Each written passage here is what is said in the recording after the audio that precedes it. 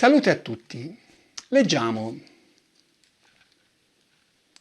Verbale di interrogatorio di persona sottoposta a indagini. L'anno 1996, il mese di marzo, il giorno 12, alle ore 20:30, in Firenze, presso gli uffici della Procura della Repubblica, avanti al pubblico ministero Piero Luigi Vigna e Paolo Canessa, con la presenza, per ragioni attinenti le indagini, degli ufficiali di Polizia Giudiziaria della Questura di Firenze, dottor Michele Giuttari, Alessandro Venturini, Callisto di Genova e Manetti Stefano, è comparso Lotti Giancarlo, nato a, attualmente abitante in luogo noto al servizio di protezione. Ho fatto la quarta elementare, ho lavorato come operaio alle draghe, non ho mai riportato condanne né sono mai stato sottoposto a procedimenti penali. Milite esente perché mio padre era invalido. Prendo atto che a seguito del sopralluogo effettuato oggi nel comune di Vicchio, esattamente nei luoghi ove fu commesso il duplice omicidio del 29/7/84, sono sottoposto a indagini in ordine ai delitti di cui agli articoli eccetera eccetera e detenzione di armi e vilipendio di cadavere in relazione ai fatti di cui rimasero vittima rispettivamente in Vicchio Claudio Stefanacci e Piarontini e in San Casciano Nadine Moriot e Cravecchvili Jean-Michel. Invitato a esercitare la facoltà di nominare difensore di fiducia, altro dichiara: non ho difensore, prendo atto che mi viene nominato di ufficio l'avvocato Neri Pinucci del Foro di Firenze, che è presente. Mi viene fatto presente che ho facoltà di non rispondere alle domande che verranno fatte e che le indagini proseguiranno ugualmente. Intendo rispondere. E qui c'è un bel cambiamento di stato di Giancarlo Lotti. Cioè, in seguito alle sue rivelazioni, confessioni, chiamiamole così, del giorno prima, 11 marzo, e quelle di quel giorno stesso, 12, durante il sopralluogo, lui passò da semplice testimone a indagato. Era un evento che era nell'aria, no? Gli inquirenti aspettavano soltanto il momento di farlo partire. È chiaro, no, che questo l'abbiamo già detto, non credevano assolutamente alle fandonie di Lotti, sapevano che Lotti in qualche modo ci entrava in questi delitti. E a questo punto Lotti passò a essere un indagato. Da un punto di vista pratico, nel suo sistema di protezione non cambiò nulla, perché lui rimase lì, come sempre. Però c'era la differenza che aveva un avvocato. La legge vuole che la persona indagata abbia un avvocato e se la persona indagata non ha un avvocato suo, anche perché potrebbe non avere i soldi per pagarlo, è la legge che glielo assegna d'ufficio. E in questo caso Lotti non aveva un suo avvocato, gli venne assegnato Neri Pinucci. Allora, se da un punto di vista di sistema di protezione non cambiò nulla, però questa cosa fu un bel cambiamento per Lotti. Pensiamo a Lotti innocente. Mettiamoci nell'ottica di un Lotti innocente. A quel punto, se il Lotti era stato così come fagocitato, no, da tutto quello che era successo, si era trovato suo malgrado, invischiato in questa storia più di quello che avrebbe voluto, insomma, cioè, c'era qualcosa di cui lui poteva anche aver paura, infatti lo dichiara, vediamolo subito, lui in fondo al verbale dell'11 marzo dichiara: a questo punto voglio fermarmi nelle mie precisazioni perché riferendo i dettagli che vi ho riferito e ripercorrendo la scena dei due delitti non mi sento di andare più avanti e sono preoccupato perché Pacciani e Vanni mi hanno messo nel mezzo e ho paura che mi possano venire contestati anche gli altri delitti del mostro, dei quali io non so nulla. E insomma è chiaro, no, che Lotti era preoccupato. A meno di non volerlo vedere come uno che si era messo in testa di fare il pentito e non gliene fregava nulla, no, era preoccupato, lo dimostra anche il suo atteggiamento di resistenza e a quel punto aveva un alleato sicuro con il quale potersi confidare, al quale poter chiedere cosa devo fare, sono innocente, mi sono trovato dentro questa storia mio malgrado. E lui non lo fece mai questo. A quel che sappiamo, nessuno dei tre avvocati ha mai dichiarato di aver ricevuto da Lotti una dichiarazione in questi termini. Cioè Lotti con i suoi avvocati è sempre andato nel solco del complice secondario dei compagni di merende, cioè nel solco dei compagni di merende. Perché? Se era innocente, se era completamente estraneo. Questo è un fatto, no? Un altro fatto è questo, cioè Lotti, passando a essere indagato, è chiaro che si trovava in una condizione di maggiore debolezza rispetto ai suoi interlocutori. Insomma, non era più un testimone, era un indagato, era a rischio di andare in carcere in ogni momento. Io non so se durante i loro colloqui gli inquirenti facevano capire a Lotti che se non parlava si sarebbero aperte le porte del carcere. No, cioè, c'è modo e modo di dire le cose, no? Si possono anche far capire, ma Lotti era consapevole che sarebbe potuto succedere, anche se poi in pratica non conveniva alla procura di fare questo passo, però in ogni caso Lotti questa paura ce la poteva avere. E allora, se lui, lo vedremo poi nel suo comportamento, continuò a resistere, ad ammettere qualcosa che peggiorava la sua situazione, lui non cessò di fare resistenza, però se si trattava di dichiarare qualcosa che faceva comodo agli inquirenti e a lui non comportava nessun danno, diciamo che era più facile per lui dichiararlo, insomma, cioè c'erano più motivi di dichiararlo, cioè era un modo per un do ut des, insomma, come dire, io vi do questo e voi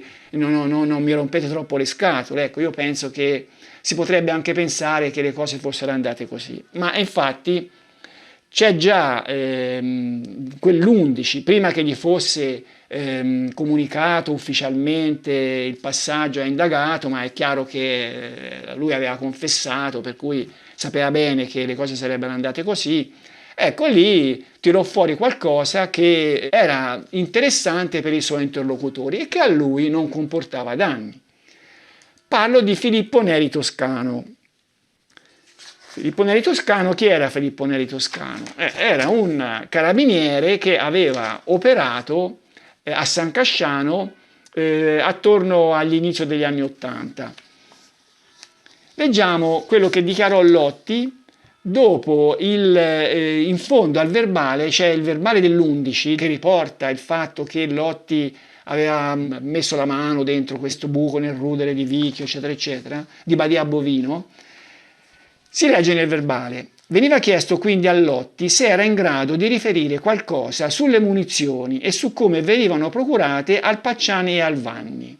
E Lotti chiarisce di essere venuto a conoscenza direttamente dal Vanni che le munizioni per la pistola venivano fornite al Pacciani da un amico e che su sua insistenza il Vanni gli aveva riferito che l'amico era l'appuntato dei carabinieri Toscano. Il Lotti ha aggiunto che a tale rivelazione del Vanni aveva voluto approfondire l'argomento e aveva saputo dal Vanni che fornendo all'appuntato toscano le munizioni, questi era al corrente dell'uso che ne veniva fatto. Nel verbale della sera, circa proiettili confermo le modalità con cui avvenne il discorso tra Mario Vanni e me e preciso che il Mario disse che il toscano dava i proiettili a lui Mario, che poi li faceva avere a Pietro, che non stava a San Casciano, come invece abitavano il Toscano e il Mario. Io il Toscano lo conoscevo di vista, ma non ci parlavo tanto. Attenzione, qui Lotti ha detto questi era al corrente dell'uso che ne venivano fatti, cioè questo praticamente è come aver tirato in ballo un altro complice.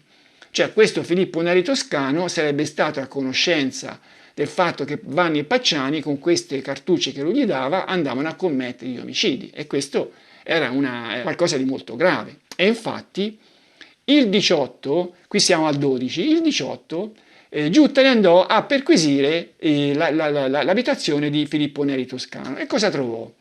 Trovò diverse armi, perché l'uomo andava al poligono a sparare, insomma era un ex carabiniere, era in pensione, andava a sparare, e gli trovò anche 200 cartucce, calibro 22, una beretta calibro 22 modello 76, non era quella del mostro naturalmente, ma non era nemmeno uguale perché la 76 venne prodotta dopo il 68.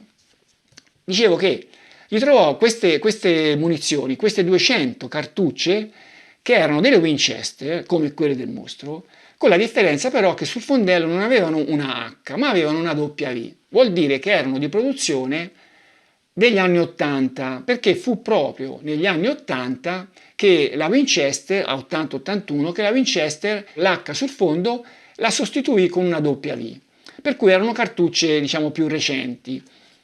E allora, quello che Giuttari racconta, poi lo disse anche in dibattimento, di questo Filippo Neri toscano, che lui non seppe dare una spiegazione, non seppe dire queste 200 cartucce da dove venissero. Dette delle spiegazioni che non ressero. Disse che gliele aveva procurate chi gli aveva venduto una pistola, ma non tornavano i conti con il periodo di produzione. Poi questo, che era una persona anziana, con qualche problema di memoria, però disse che non era vero, che non gliele aveva vendute queste cartucce. Ne aveva date qualcuna, ma non certo le 200.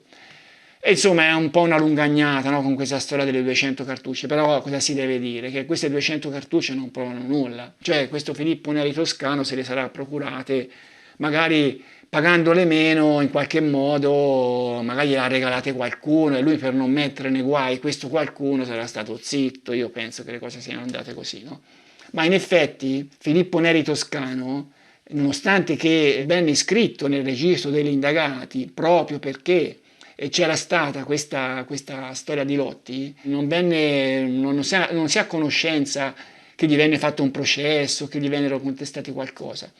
C'era qualcosa, a dire il vero, che riguardava la morte di Renato Malatesta. Questo ho dimenticato di dirlo, ma è probabile, io direi che anzi è certo, che non fu Lotti a tirar fuori il nome di Filippo Neri toscano di sua spontanea volontà. Non sembra che ci fosse un senso, cioè era qualcuno che Lotti conosceva di vista, come disse lui.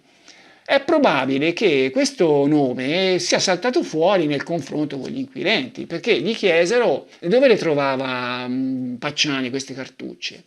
Non è che magari c'aveva qualche amico carabiniere, Lotti sapeva che c'era questo toscano e tirò fuori dal suo cilindro magico il nome di Filippo Neri toscano. Questo Filippo Neri toscano era già, io credo, nel mirino degli inquirenti perché era dentro la storia della morte sospetta di Renato Malatesta.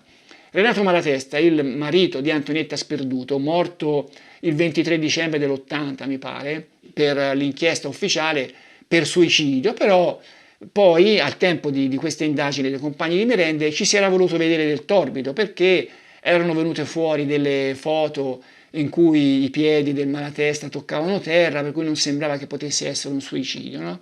Poi invece non è che poi alla fine io credo che fossero sospetti ingiustificati. Venne trovato un fonogramma in cui questo Filippo Neri toscano dichiarava, scriveva che era sicuramente un suicidio e sembrò che potesse essere un qualcosa, una specie di depistaggio, no? Si cominciò già da lì a pensare a tutti questi depistaggi, poi sarebbero degenerati nella pista esoterica. Per cui insomma è possibile che già si sospettasse di lui e quando poi si era lì a parlare con Lotti il suo nome fosse venuto fuori in qualche modo. Ma Lotti capì che accusando lui di queste cartucce si sarebbe guadagnato magari qualche merito e non ci mise tanto a farlo, non lo fece e basta. Ma poi, come avevo detto già, quando Lotti si inventava queste cose, poi a distanza di mesi era facile che non se le ricordasse bene. E infatti in dibattimento Lotti non si ricordava bene di questo Filippo Neri toscano, non si ricordava nemmeno il nome. E in dibattimento disse, ma c'era uno di San Casciano, non mi ricordo il nome, come si chiama, un certo, e non gli veniva il nome. E allora intervenne Canessa, no? Con un trucchetto. Lei, questa persona, questo carabiniere, ricorda geograficamente se era toscano? Per l'appunto mi è venuto il nome. Gli chiesero anche se era vero che Toscano era a conoscenza dell'uso che Vanni e Pacciani facevano di queste cartucce che lui gli avrebbe consegnato. E in dibattimento Lotti disse che non lo sapeva. Ma questo a me non me l'ha detto questo fatto, Vanni, cosa che invece in istruttoria, in questo interrogatorio che abbiamo visto prima, l'aveva detto. Va bene, allora comunque Lotti, nel suo nuovo ruolo di indagato, stette lì un po' di giorni prima di subire un nuovo interrogatorio che avvenne il 23 marzo. l'ultimo era stato il 12, 11 giorni dopo, 23 marzo. C'è un lungo verbale, lo vedremo più o meno un po' tutto. Vediamo vari argomenti. Cominciamo da Pucci. Prima di vedere quello che Lotti dichiarò quel 23, vediamo quello che aveva dichiarato il 12. A domanda se per caso Pucci fosse stato presente anche al duplice omicidio del 1984 nella piazzola nei pressi di Vicchio, dice no, Fernando non c'era. Cioè Fernando nell'84 secondo Lotti non c'era all'omicidio, però nell'85 sì. Ma di più, a domanda risponde, non ho mai parlato al Pucci di quanto avevo visto nel 1984, nella piazzola vicino a Vicchio, la notte dell'omicidio. Per cui non gli avrebbe detto nulla a Pucci di aver visto il delitto, di aver partecipato. Però Pucci aveva raccontato che gli aveva detto che l'avevano commesso Vanni e Pacciani. Non gli aveva detto, Pucci non aveva detto che gli aveva detto di essere stato presente anche lui. Vediamo invece cosa disse Lotti il 23. Il 23 cambiò. Lei mi chiede se dopo aver assistito all'omicidio del 1984 abbia raccontato ciò che avevo visto al Pucci Fernando. Effettivamente ho raccontato al Pucci che avevo visto Vanni e Pacciani uccidere la coppia della Panda, che avevamo visto insieme la settimana precedente a Vicchio.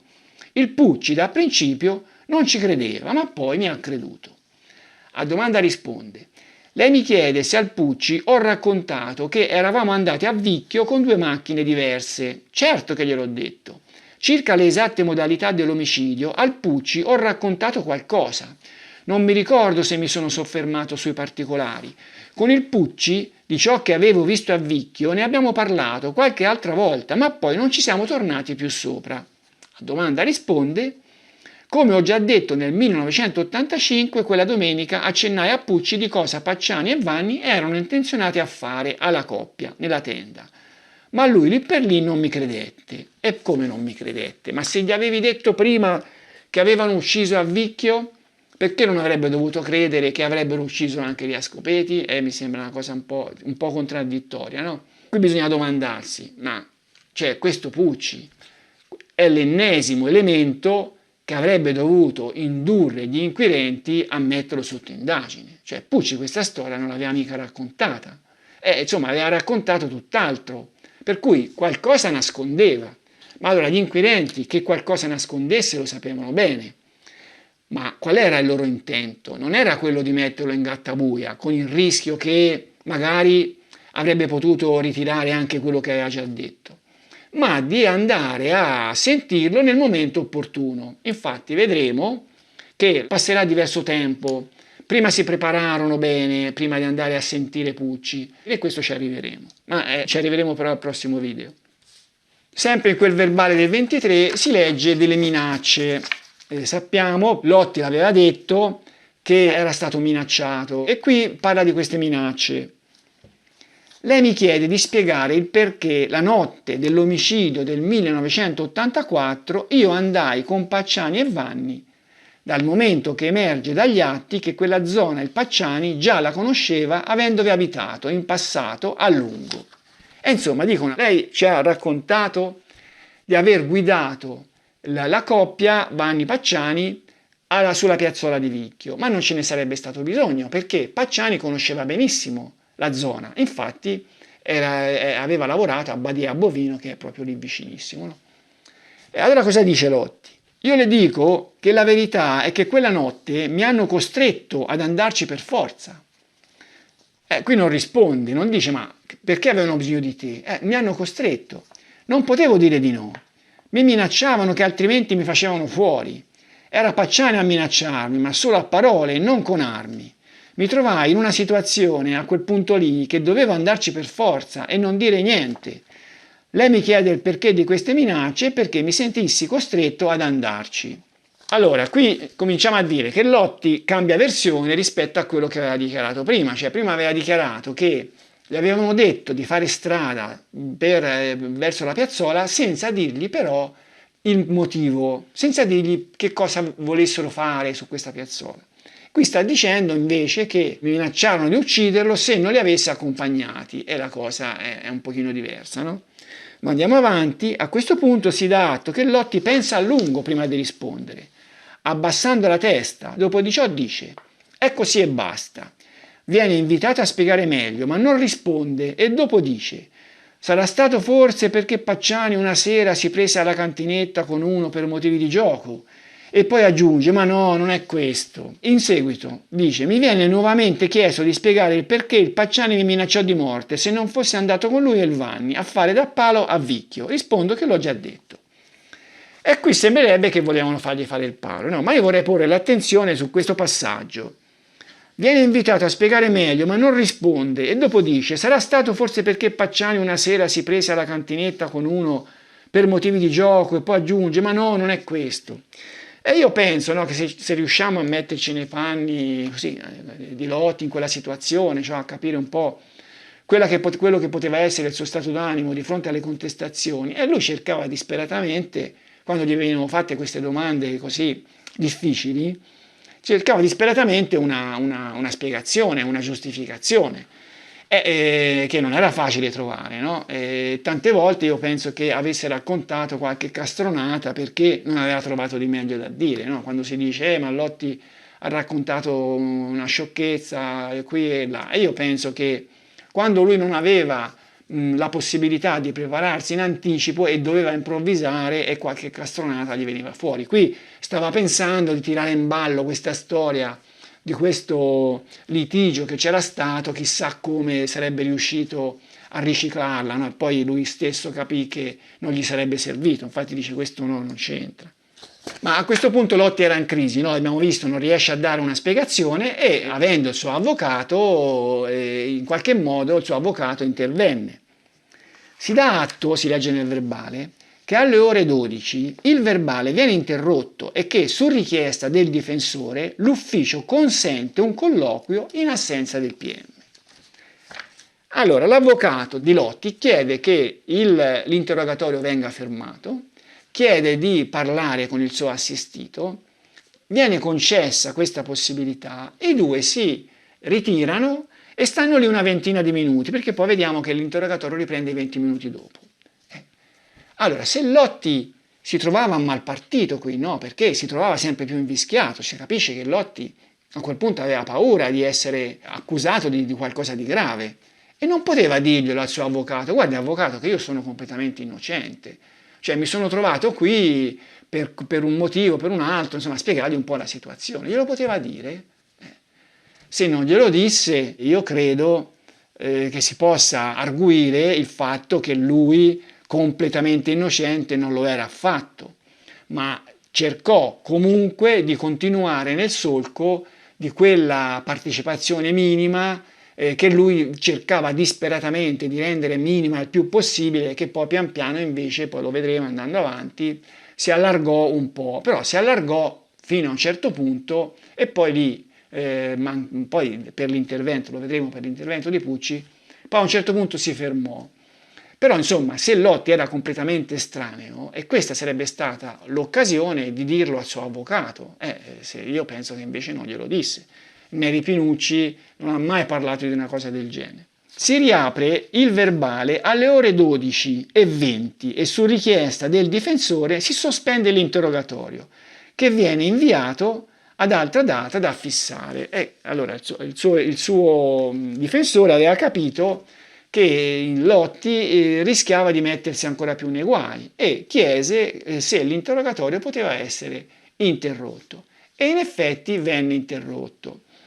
Ma venne interrotto, non venne interrotto per essere ripreso il giorno dopo, venne interrotto un bel po' di tempo, cioè in sostanza gli inquirenti avevano capito qual era la situazione, no? Avevano capito che Lotti nascondeva molto altro, però a quel punto lo lasciarono un po' lì a bollire, cioè non temevano che lui ritrattasse una cosa del genere, evidentemente erano abbastanza sicuri che le cose sarebbero andate avanti nel solco che loro avevano cominciato a tracciare. A quel punto, come vedremo più avanti, c'era il discorso di Pucci e loro a quel punto aspettavano Pucci. Qui è interessante quest'altro evento, una telefonata, ne abbiamo parlato più volte, no? La famosa telefonata tra Lotti e Nicoletti del 24 marzo, esattamente il giorno dopo questo interrogatorio. Questa telefonata l'ho già detto e lo ripeto, è stata interpretata da molti commentatori, dagli scettici, diciamo così, dai negazionisti, lasciatemi usare questo termine, è stata interpretata come una dichiarazione di innocenza di Lotti e di essere stato così imbrogliato dagli inquirenti. No, questo ci hanno visto, ci hanno letto gli scettici, ma non è mica tanto così. Cioè, teniamo presente, adesso la leggiamo, teniamo presente che mentre i due parlavano erano perfettamente a conoscenza del fatto che li stavano ascoltando. La Nicoletti, quando i due si erano già telefonati dopo l'interrogatorio di Lotti del 16 di dicembre, l'aveva avvertito a Lotti, guarda che il mio telefono è sotto controllo, cioè la Nicoletti se ne era accorta.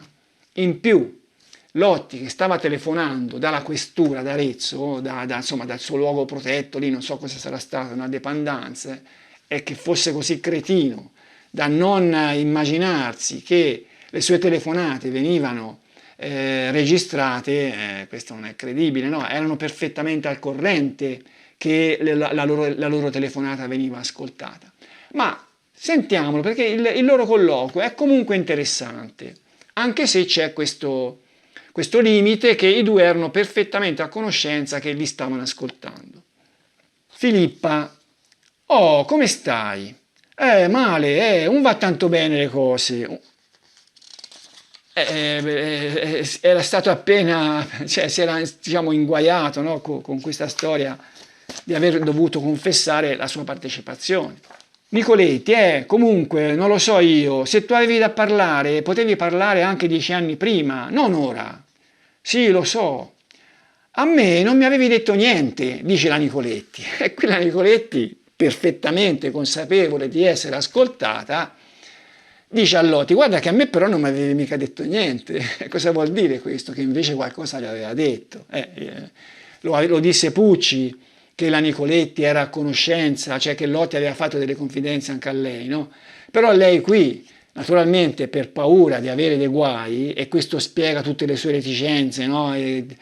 C'è chi vede nelle dichiarazioni contrastanti della Nicoletti, prende così il pretesto per dire non è vero niente quello che ha detto, non è vero, cioè la Nicoletti nelle sue dichiarazioni aveva questo peccato originale di sapere qualcosa e aveva paura di essere di passare dei guai, è per quello che cercava, era molto molto resistente nelle cose che diceva. E qui è una dimostrazione. Ma a te non mi avevi detto niente, dice lei a Lotti. E Lotti naturalmente non la smentisce perché non conveniva nemmeno a lui. Ancora non lo so come va a finire, dice Lotti. Vedrai che ti metteranno in galera anche a te. Tu vedrai, va a finire a quella maniera. Se uno dice la verità, è giusto che dice la verità, dice la Nicoletti. Sì, ma fanno certi colloqui che alla fine io non ce la faccio più. E ti imbrogliano, Eccolo qua, no? Si comincia a dire ti imbrogliano. Allora lo scettico dice, hai visto? L'hanno imbrogliato a Lotti, Lotti è innocente. Nicoletti, non lo so io che ti devo dire? Ma è vero quello che hai detto? Di che? Dice Lotti. Che l'ha visti ammazzare? Ma, ormai l'ho detto, non posso mica tornare indietro. Ma è vero? È vero, ormai l'ho detto e mi hanno imbrogliato loro, se no io li ho visti. E qui uno dice, vedi? L'ho detto perché mi hanno imbrogliato, ma io non ho visto niente. Cioè, gli scettici fanno questo ragionamento. Ma vedremo che Lotti, quando parla di imbrogli, parla di un imbroglio ben preciso, quello riguardo il delitto di Vicchio. Ma tu devi dire se è vero oppure no. Sì, ormai l'ho belle detto. E che gli vuoi a dire? Ma tu a me mi devi dire se è vero oppure no, dice la Nicoletti. Ormai è vero, c'è poco da. È vero? Insomma, Lotti non gli sta dicendo è vero, sì, ho visto tutto, dice ormai l'ho detto, però cosa vuol dire? Vuol dire che non era vero niente? Cioè è vero che non era vero niente, però non perché lui non sapeva niente. Andiamo avanti, un altro momento di questa telefonata. Poi mi hanno interrogato dell'84, dice Lotti, se ero andato. Gli hanno visto la mia macchina a coso là, e io che gli dico? Se hanno visto la tua macchina. No, eccolo qui l'imbroglio. No, mi hanno imbrogliato su questo fatto qui, se no io sapevo su uno solo, solo e basta. Di uno solo sapevi? Oh, quando mi ferma lì, vedi la tenda, c'era la tenda, e qui passa da un'altra cosa. Ah, e c'era due persone, quell'altro l'ha riconosciute subito, io non l'ho riconosciute. Ah, qui non so, Lotti cambia discorso, forse perché sapendo che veniva intercettato non voleva dire qualche altra cosa, chi lo sa. Siamo in un altro momento. Poi mi vogliono domandare le cose dell'83, dell'82, come fa a sapere queste cose? È qui. Questo dai verbali questo non risulta, Cioè non risulta che a me non mi sembra, non risulta che a Lotti venne chiesto se sapeva qualcosa anche dei delitti precedenti. Però glielo chiedono, lui dice no, io di quelli non so niente. Ma poi per me tu sei stata una brava persona, dice lei. E qui siamo sempre nel solco di allontanare i sospetti dal fatto che lei avesse potuto sospettare che Lotti era il mostro. Ma poi hanno visto una macchina, dice a Scandicci, a Giogoli, e io che ne so? Per l'appunto la mia macchina lei da tutte le parti, io se vuoi trovare una cugina, io non lo so, loro, dice, lì a Giogoli c'era un furgone, dice, questi due tedeschi. E qui viene fuori il discorso della cugina.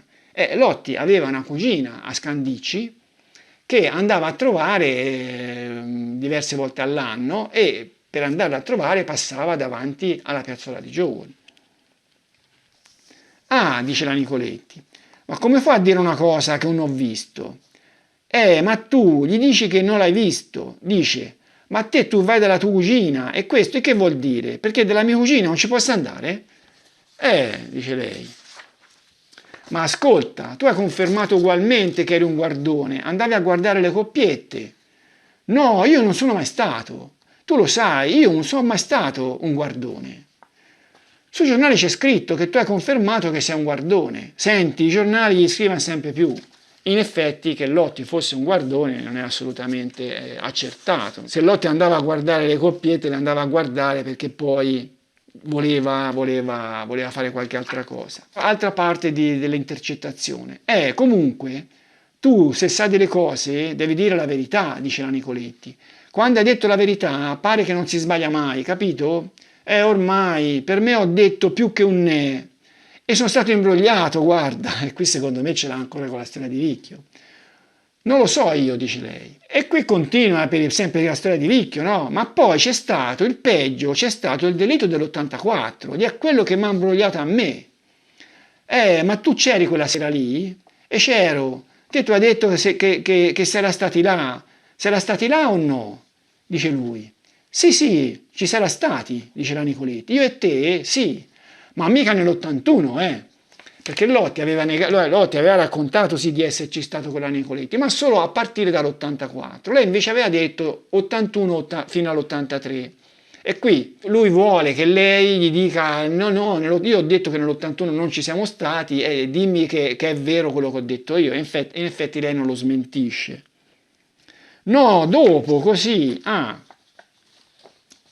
Ancora, sempre questo imbroglio. No, l'imbroglio me l'hanno fatto sull'84, perché l'84 sapevano come facevano nell'85 e allora io sono stato imbrogliato su questo fatto qui. Mi hanno fatto parlare e ho parlato più che un ne. Insomma, lui si sarebbe limitato così alla fermata a scopeti. Tra l'altro, penso che quando lui dice no, mi hanno imbrogliato su questo fatto qui, se no io sapevo su uno solo e basta. Ecco, quando disse questo, sapevo su uno solo e basta. Cioè io avrei voluto dire soltanto scopeti. Invece questi mi hanno costretto a raccontare anche di Vicchio, con l'espediente della sua macchina che era stata vista in coda a un'altra e così via. Questo vuol dire Lotti con questa telefonata, no? Cioè non è che sta dicendo mi hanno imbrogliato su tutto. Mi hanno fatto raccontare di Vicchio quando io su Vicchio sarei voluto stare zitto, ma mi sarei voluto limitare soltanto a scopeti. Allora, in attesa che arrivasse il momento di Pucci, Lotti sembra che, mentre era lì che bolliva, avesse richiesto un colloquio con gli inquirenti. Sembra così, è possibile, no? Che qui siamo al 9 di aprile, mentre qua eravamo al 23, per cui sono passati un paio di settimane, 23, sì, un po' più di 2 settimane, e si vede che Lotti, non so, aveva paura di quello che stavano preparando, chi lo sa, o forse era stato stimolato, non si sa bene, ma insomma, sembrerebbe che avesse preso lui l'iniziativa. Leggiamo questa nota della questura di Giuttari al PM. Questura di Firenze, squadra mobile, oggetto, annotazione di polizia giudiziaria. Alla Procura della Repubblica presso il Tribunale di Firenze.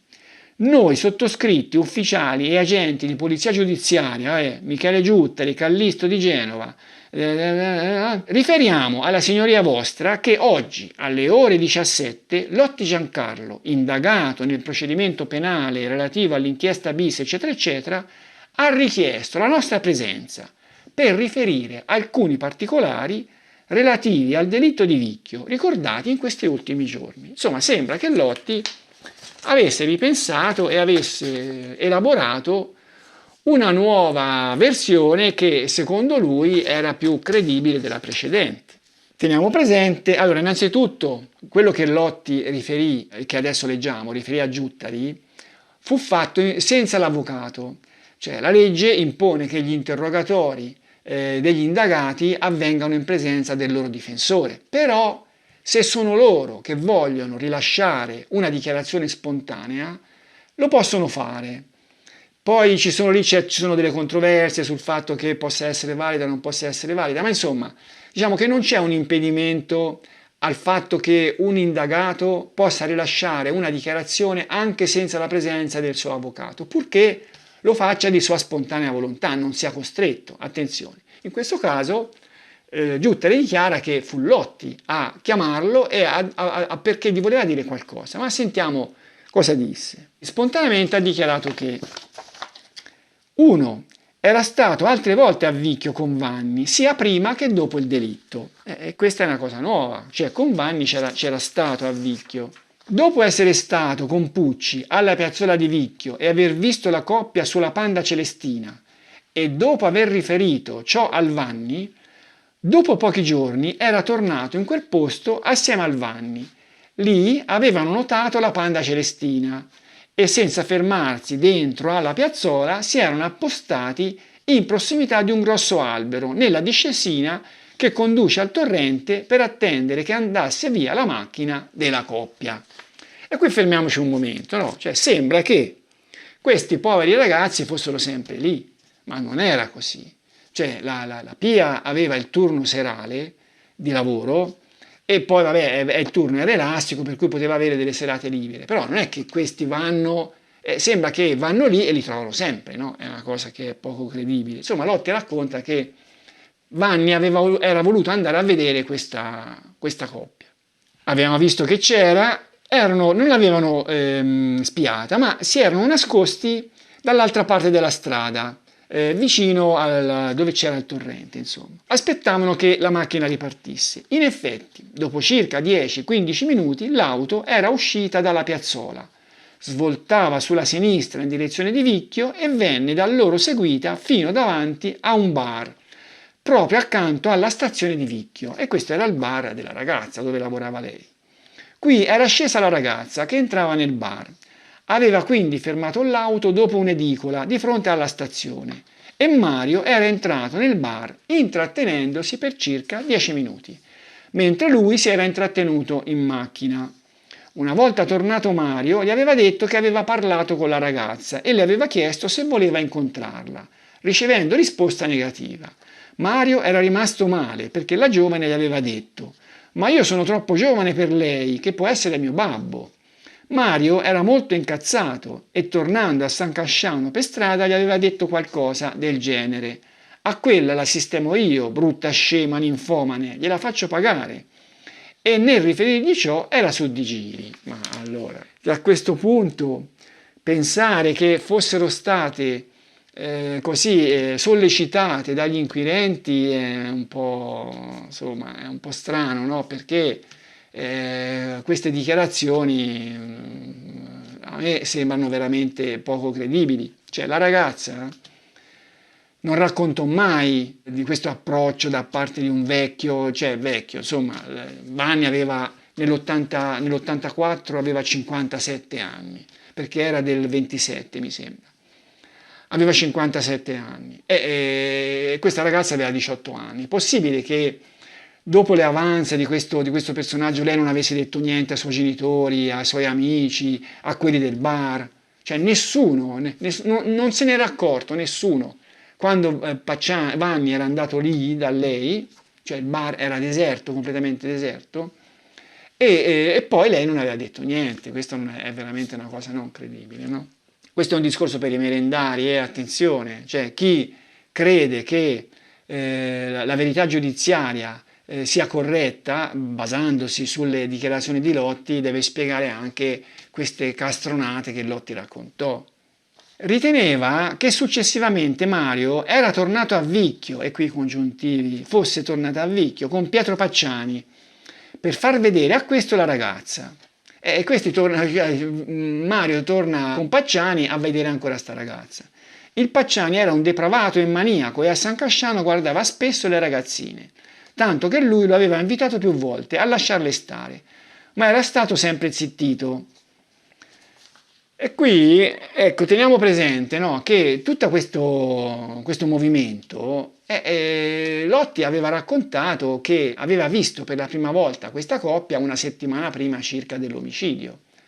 Per cui avrebbe dovuto averlo detto a Vanni, poi essere andato con Vanni, poi Vanni c'era andato con Pacciani, tutta una cosa che anche Pucci aveva raccontato che la cosa era successa una settimana prima dell'omicidio, no? Per cui i conti non tornavano, cioè chi crede a queste dichiarazioni di Lotti deve fare i conti con queste inverosimiglianze. Ma nella stessa occasione Lotti parlò di un argomento molto molto interessante. Perché molto interessante? Perché questo argomento è difficile pensare che possa essere stato messo in bocca a Lotti dagli inquirenti. È assolutamente ragionevole che fosse farina del sacco di Lotti, ma come vedremo questo comporta una domanda: ma cosa c'era dietro? Ma leggiamo. Dopo qualche giorno dal delitto di Vicchio, una mattina Mario lo aveva incontrato nel piazzone di San Casciano. Qui sta sempre raccontando Giuttari quello che aveva detto Lotti. Mario lo aveva incontrato nel piazzone di San Casciano e gli aveva detto di farsi trovare per la sera, perché dovevano andare da Pietro per la questione di una lettera.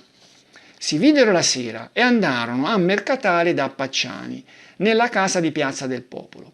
Qui trovarono Pacciani che aveva sul tavolo dei fogli di giornale e alcuni ritagli. Poi il Pacciani era sceso giù nel garage, tornando con una boccia di vetro, dalla quale aveva prelevato un qualcosa che era immerso in un liquido di colore scuro e aveva messo questa cosa in un foglio di carta piegato, avvolto poi in un foglio di giornale. Questo qualcosa che sarebbe stato un frammento delle parti che avevano tolto alla povera ragazza. Aveva poi messo il tutto in una busta sulla quale aveva scritto un indirizzo e disse loro di provvedere a imbucare questa lettera nella cassetta della posta che si trovava vicino alla stazione di Vicchio.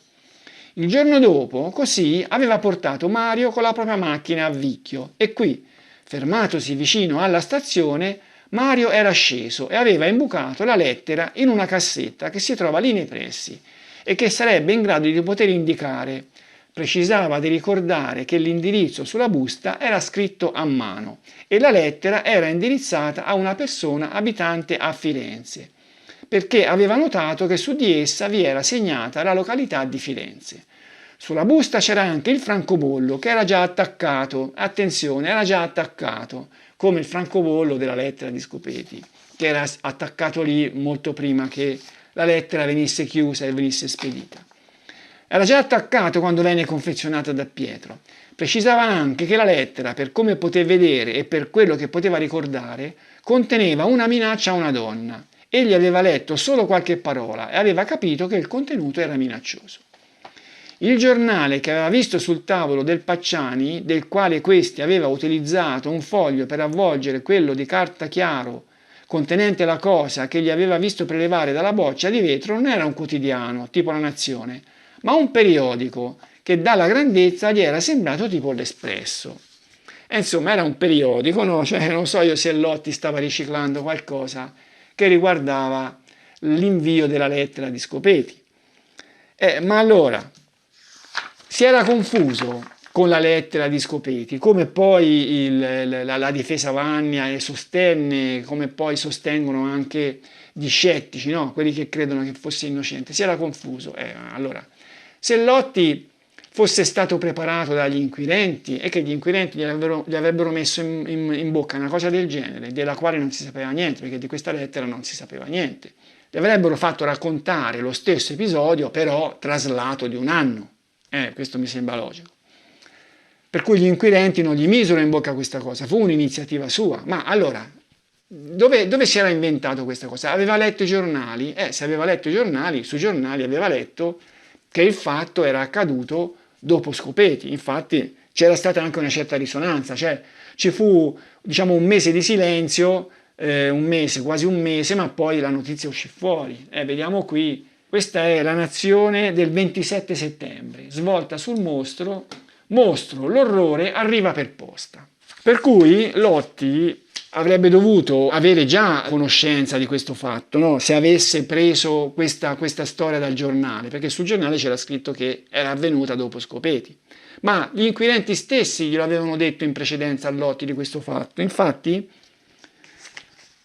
il 12 marzo, lo si legge nel verbale della sera, vengo informato, e la circostanza non la sapevo prima perché non leggo attentamente i giornali, che dopo l'omicidio dell'85 arrivò alla Procura della Repubblica una lettera con dentro tessuto umano.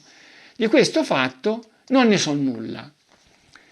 Ma allora, perché Lotti tirò fuori questo fatto? Di sua spontanea volontà, ripeto, non ci fu nessun intervento degli inquirenti. Se ci fosse stato, avrebbero collocato questo episodio nel momento giusto, dopo Scopeti. Io penso che Lotti avesse riciclato qualcosa che era successo davvero.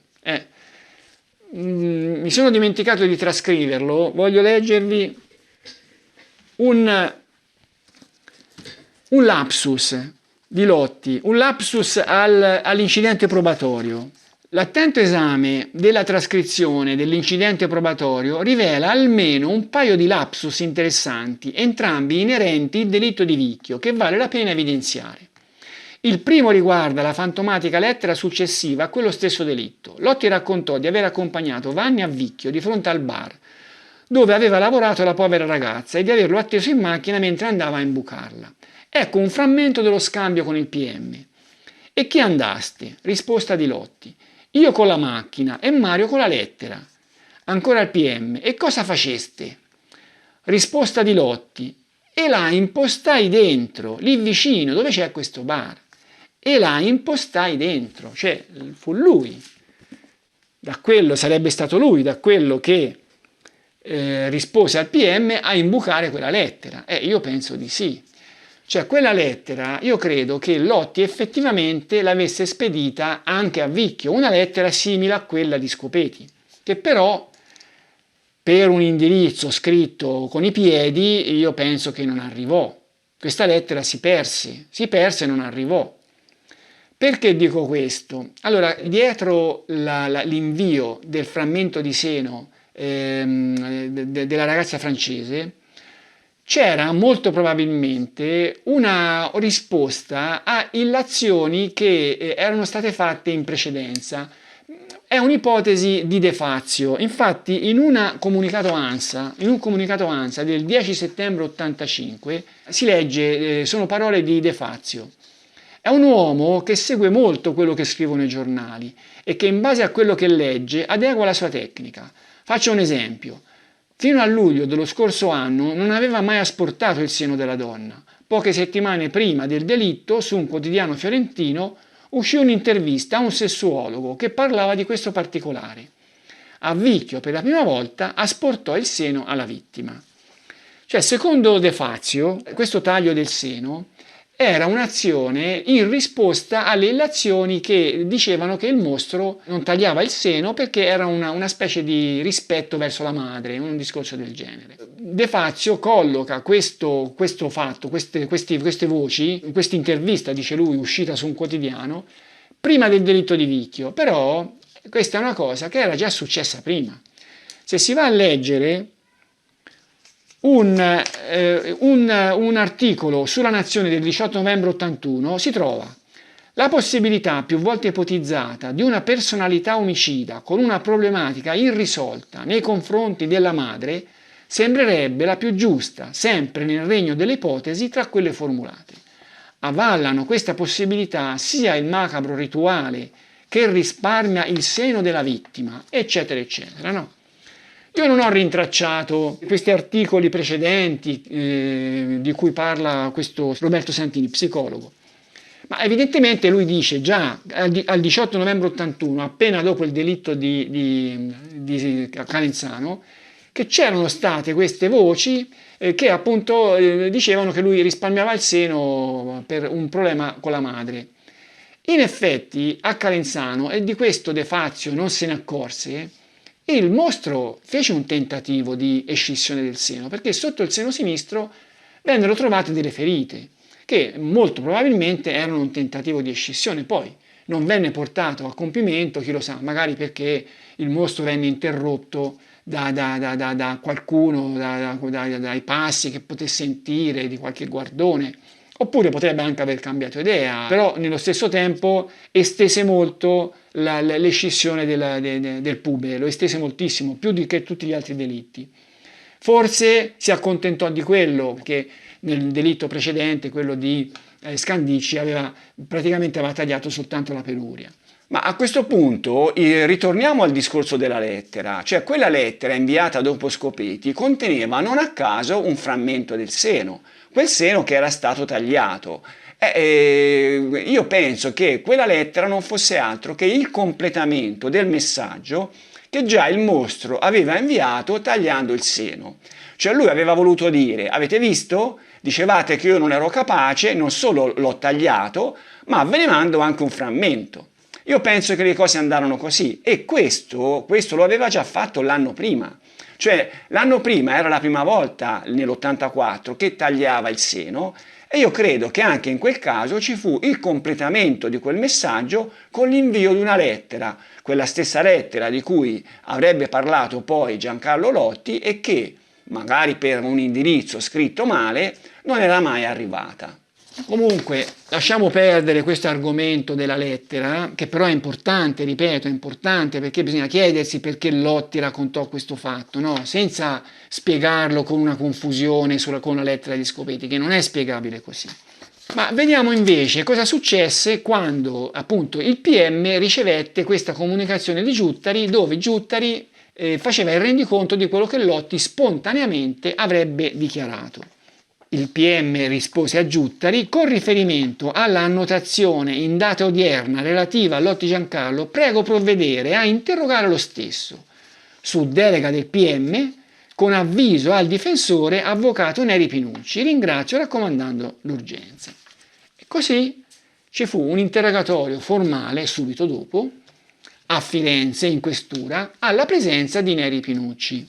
Io non so Lotti dove aveva fatto il racconto precedente, se era stato portato a Firenze, se l'aveva fatto là ad Arezzo e poi l'avevano portato a Firenze, ma insomma, alla presenza di Neri Pinucci le cose avvennero in questura. E qui si legge nel verbale: l'anno 1996, il mese di marzo, il giorno 9, alle ore 20:30, in Firenze, presso gli uffici della questura, avanti a Giuttari, eccetera, eccetera, è comparso Lotti Giancarlo, nato a San Casciano, eccetera, eccetera. È presente l'avvocato Neri Pinucci, subito avvisato. È altresì presente, per ragioni connesse alle investigazioni, Callisto di Genova. Si legge: mi viene fatto presente che ho la facoltà di non rispondere alle domande che mi verranno fatte e che le indagini proseguiranno ugualmente. Intendo rispondere. Oggi pomeriggio ho chiesto di parlare con personale della squadra mobile, come in effetti ho fatto, per riferire alcuni particolari che ho ricordato proprio in questi giorni e che si riferiscono all'episodio di Vicchio del quale già ho parlato in precedenti interrogatori. E qui Lotti ripeté pari pari quello che aveva detto a Giuttari il pomeriggio. Ecco, fermiamoci un momento a riflettere, ma perché Lotti aveva deciso di raccontare questa versione? probabilmente perché lui temeva, dopo tutto questo silenzio, che si stesse preparando qualcosa di brutto per lui. Allora cercò, diciamo così, di proporsi come uno che aveva delle cose da dire, ma che sostanzialmente non aveva fatto niente di male perché era stato costretto e compagnia bella, no?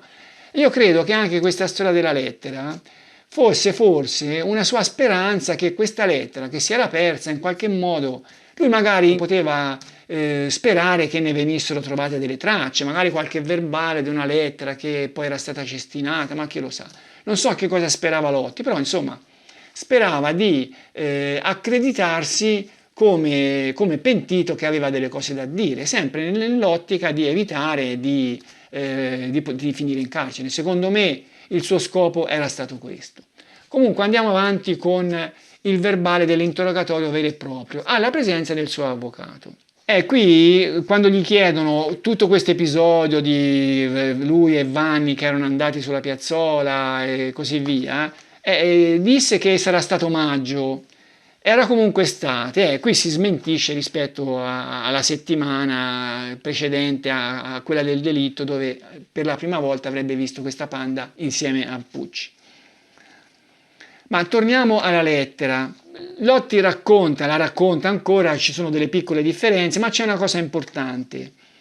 A questo punto l'ufficio fa presente, dopo che Lotti ha raccontato sempre di questa lettera, fa presente che Lotti questo pomeriggio, quando ha chiesto l'intervento del personale di polizia per riferire i nuovi particolari, da lui ricordati, raccontando la visita a casa di Pacciani per il ritiro della lettera da inviare, ha riferito che giunti a casa avevano trovato il Pacciani in cucina. Sul tavolo vi erano dei fogli di giornale e il Pacciani al loro arrivo era sceso giù in garage, e qui racconta della boccia che aveva preso questo pezzettino, cosa che non aveva raccontato di sua spontanea volontà fino a quel momento.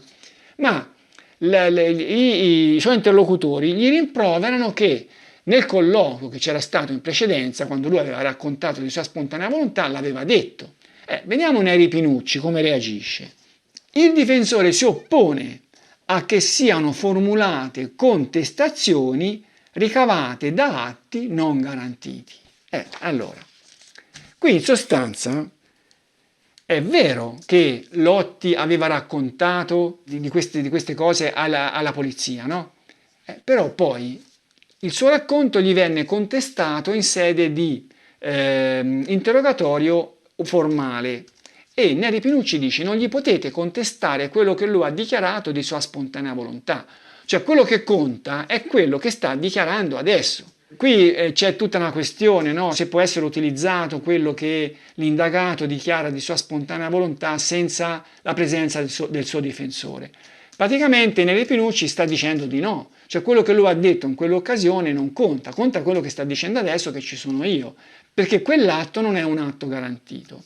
Ora qui questa cosa, questo Neri Pinucci, di lì a poco si sarebbe dimesso, perché non riusciva a fare il suo lavoro per come l'avrebbe voluto fare. Abbiamo già avuto occasione di ascoltare una dichiarazione di Neri Pinucci contenuta nel documentario Rai, Quel silenzio, eccetera, eccetera. Riascoltiamola perché è molto molto importante. In ordine all'interrogatorio, soprattutto all'ultimo, ci tengo a dire che nessuno leggeva niente. Non è che venissero riportate dichiarazioni scritte del Lotti. Veniva ricordato a Lotti, da chi lo seguiva e da chi stava facendo le indagini in quel momento, che in precedenti colloqui tenuti senza l'assistenza del difensore aveva fatto tutta una serie di dichiarazioni che poi venivano in qualche modo contestate a Lotti, che annuiva. Il contenuto dell'interrogatorio era questo. Mi sembrava una modalità di interrogatorio quantomeno discutibile, o che perlomeno non garantiva al difensore tutta la piena consapevolezza di quello che Lotti stava dicendo. Queste difficoltà mi hanno poi indotto a chiedere di essere sostituito.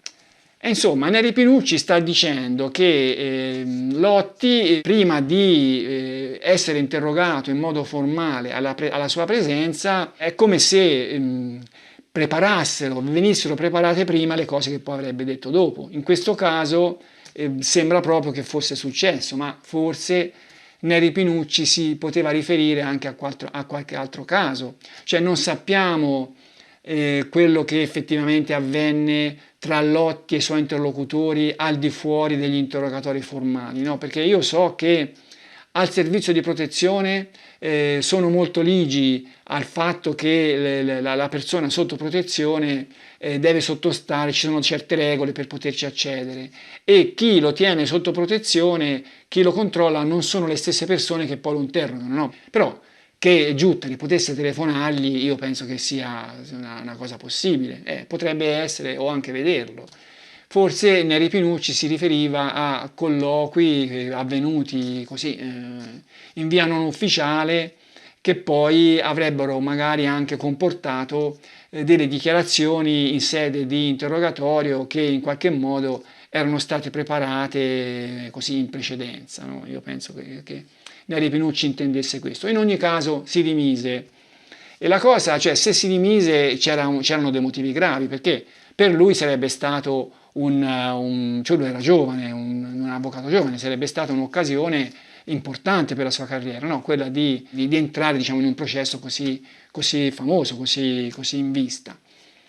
Va bene, allora siamo arrivati in fondo al video. Come ho già detto, il prossimo passo della procura sarebbe stato ritirar fuori la carta Pucci. Naturalmente era chiaro che anche lui non aveva detto tutto, no? Come Lotti non aveva detto tutto, Pucci non aveva detto tutto, ma gli inquirenti avevano anche capito, come già era successo, che per far dire le cose a Lotti era più facile farle dire prima a Pucci e poi andare da Lotti a contestargliele. E vedremo che le cose andarono proprio così. Vi saluto.